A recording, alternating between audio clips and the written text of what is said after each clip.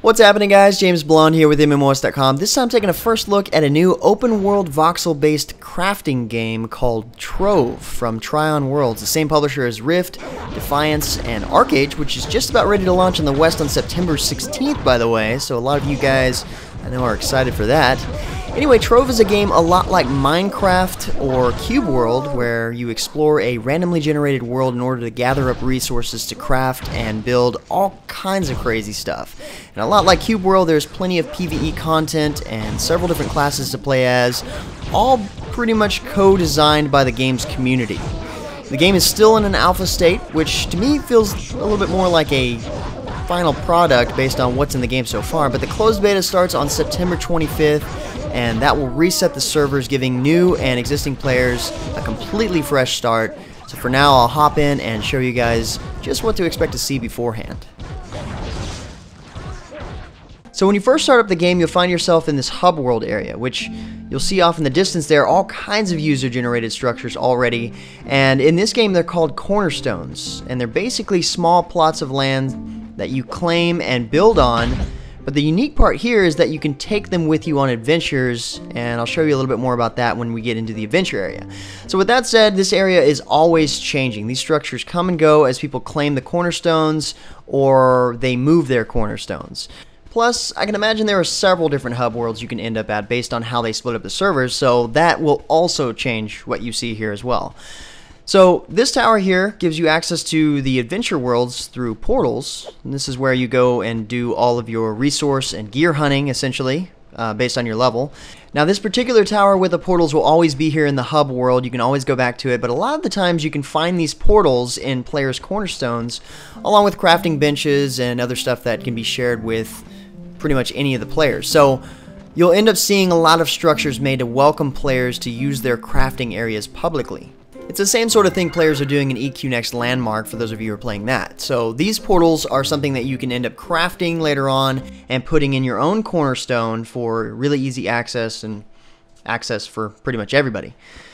So like I said, these are set up based on level, starting here at 1 through 3. Next you've got 4 and 5, then 6 and 7, 8 and 9, which is where I'm at, and of course 10 and higher, being at the very top here.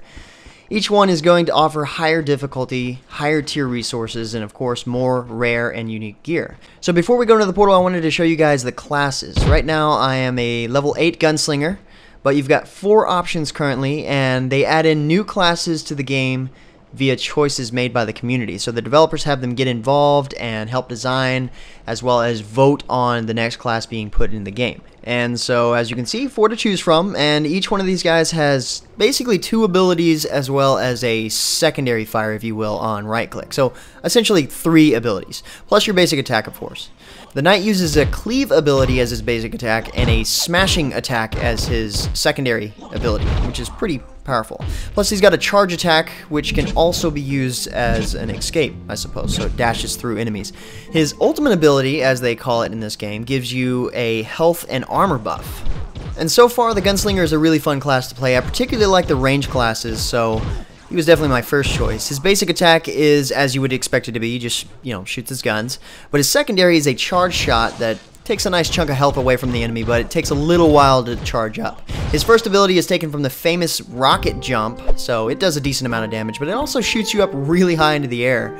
So it comes in handy if you want to get out of a canyon or a hole extra quickly. You can get away from enemies this way as well.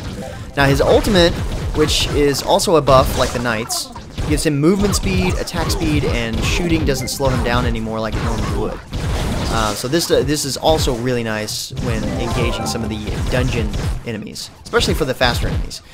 So he's a pretty strong starter class, and his charge shot does decent AoE damage. Oh, and also each class has a passive. So for the Gunslinger, as you deal damage with his basic attack, you'll randomly fully charge up his charge shot. And I definitely like that passive. It's kind of like the Fey Trickster's passive. If you can manage not to take damage often while fighting your enemies, your basic attacks get charged up to deal a lot more damage. This is more of your assassin Loki from Smite type class with blink and decoy ability, with bombs, and an ulti that summons 3 robots that take over and kill your enemy for you.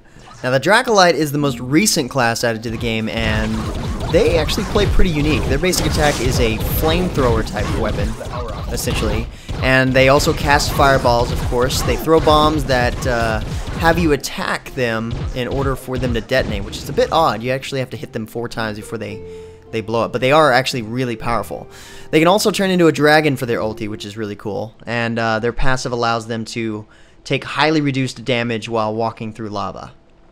So you can definitely see some variety when it comes to the classes, and there's plenty more going to be added as the game launches. I think the next class they plan on adding is the Ninja? I'm not sure. So yeah, the Knight and the Gunslinger are available for free from the start, but the Fey Trickster and the Dracolite have to be purchased with Qubits, which are these things here that you get just by playing the game, just like it says. Plus you get like 200 or 300 as a daily reward for just logging in. Or you can pick them up for the supporter credits, which are the game's cash shop currency. So the classes are broad when it comes to their differences, and I wouldn't say balance between them is very important, so some may be a little bit more powerful than the others. I think the Dracolite's pretty OP, mainly just because this game is based primarily on PvE. Oh, aside from the sports ball minigame built into the game, but I wouldn't exactly call that PvP, more just a fun little thing you can do inside the game. Anyway, when you travel to one of these worlds, you can then go exploring, of course. You're looking for resources. The game has 6 different biomes currently, which is also something they plan to add more of. And each one of their biomes has their own mobs to fight and their own unique dungeon setups. So sometimes you might find a giant cactus to invade, or a giant tree to climb, or even something that looks like it might have come out of a Nyan Cat. And when you're walking around, you'll notice that the enemies in the game seem to be pretty much everywhere. It's hard, honestly, to avoid them, so you might as well kill them when you get the chance. And when you do that, they drop resources like Warp Seed, which is just one of a crap ton of different resources you'll find in the game. I haven't quite learned what resources generally lead to what crafting items. Like in Minecraft, I know what iron does. Even if I've never played the game before, I can sort of imagine what you can craft out of iron. It's a very common material, and it has a real-world situation to it. In this game, offhand, I'm not exactly sure what shapestone can get me, as an example. Unless it's something I know I need after seeing what is required to craft something particular I want to craft. Don't worry, landmark is the exact same way, but at the same time, you start to figure this out over time, so it's not really that big of a deal. There is a hierarchy to the different materials in this game when it comes to rarity. I'm just not exactly familiar with that yet. And of course, just like any other crafting games, you can look up recipes on the game's wiki.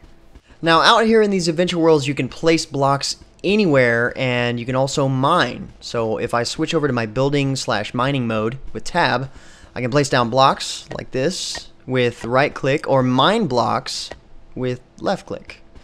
In this mode, I can't use my weapons or abilities, nor can I use my roll in order to get out of the way.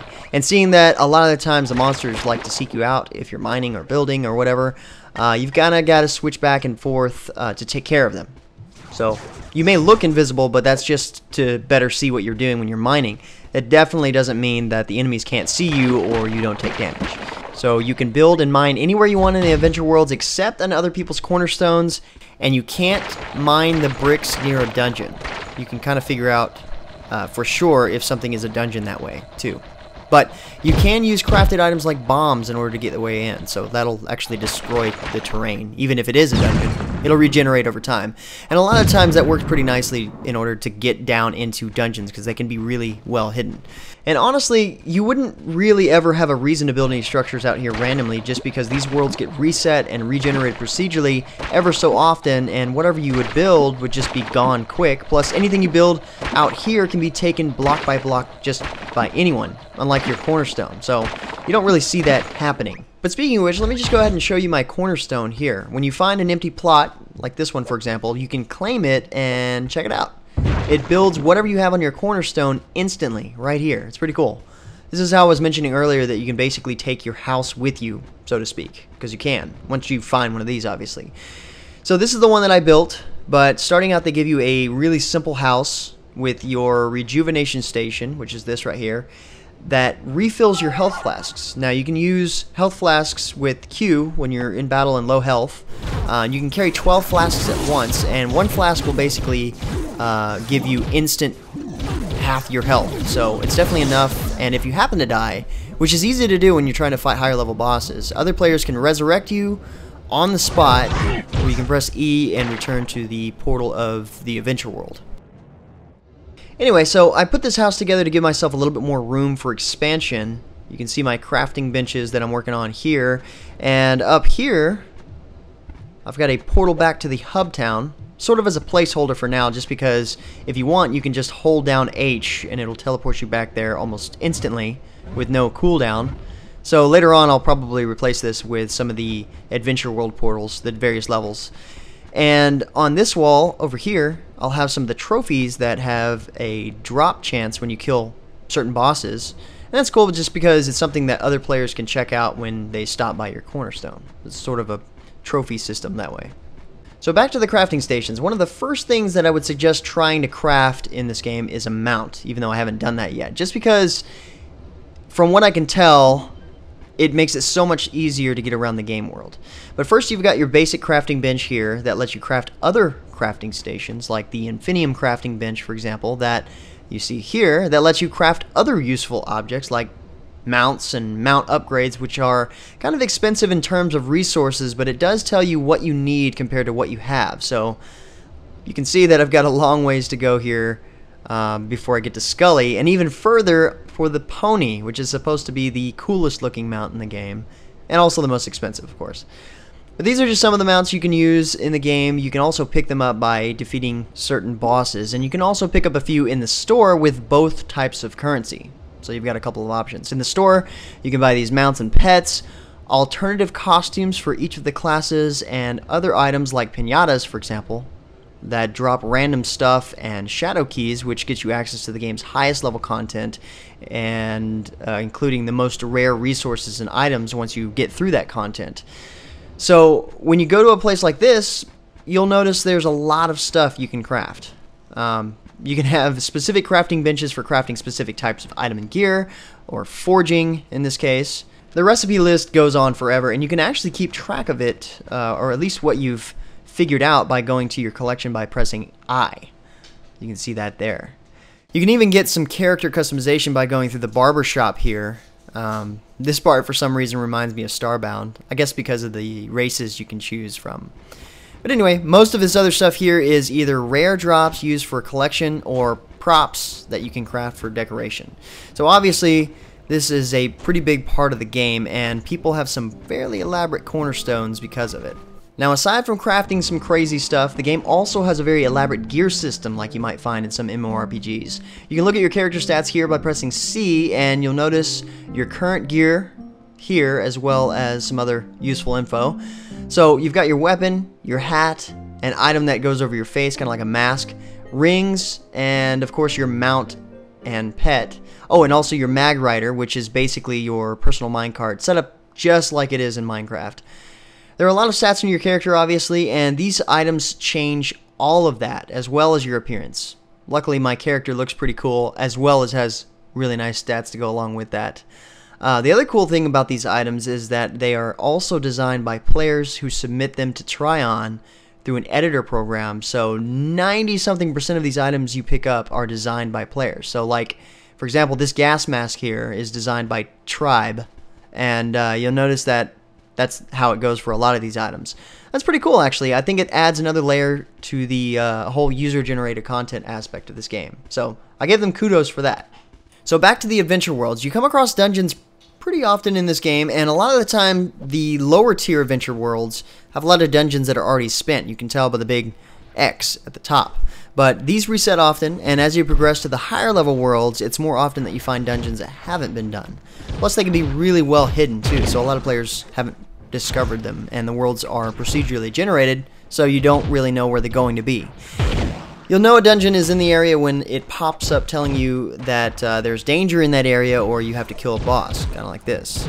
Now, I've got to admit, this game has a lot of platforming elements to it, which I think is a really nice feature. It makes a lot of these dungeons feel more challenging when you're having to parkour your way around up to the next level, avoiding the fireballs and spikes, for example.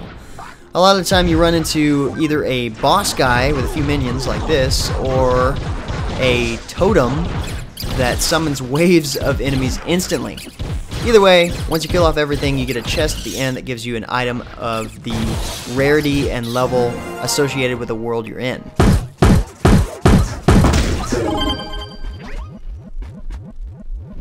And on top of dungeons, ever so often a beam of light shows up and drops down a big guy like this and starts attacking you. And he's kind of intimidating looking, but if you got good gear, he's actually pretty easy to kill.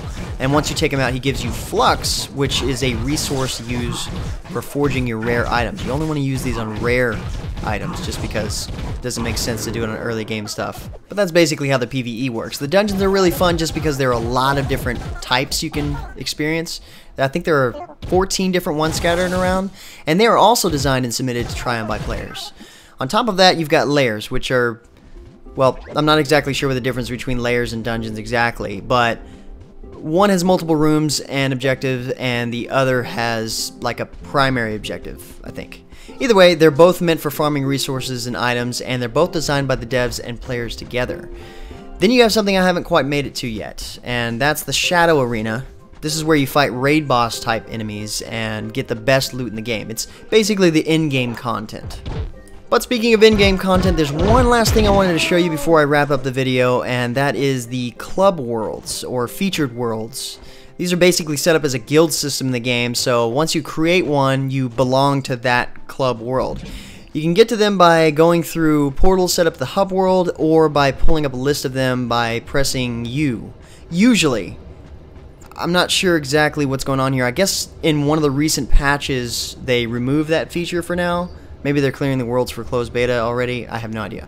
Luckily, I asked this question in chat, and the guy who made the most popular and elaborate world actually messaged me and gave me the command to go to his world specifically. So this is where you and your club members can have basically unlimited space to create things like Starship Enterprise, for example. Which is really impressive, by the way. Or your own McDonald's. Why not? So in a sense, these club worlds are like combining all of your friends' Minecraft servers in one easy, accessible place. One game. Cool idea. Anyway, guys, thanks for watching. Overall, Trove seems to have a lot of features that are taken from other popular crafting games. I know. But at the same time, it's got some unique features of its own, like the cornerstone idea. That's really cool. That's just one example. The mount system, the gear system is really cool too. So I say if you're going to take big ideas from other games, you might as well do it right. And in this case, I think they did it right. And like I said, guys, the game is still in alpha, getting daily patches for now, so a lot is changing, but the game is headed to closed beta on September 25th, so keep an eye out at the MMOHuts giveaway section for keys, or for now, get more information about the game at the game profile at MMOHuts.com. But until next time, guys, that's going to be it for me. I'm James Blonde. See you out there, gamers.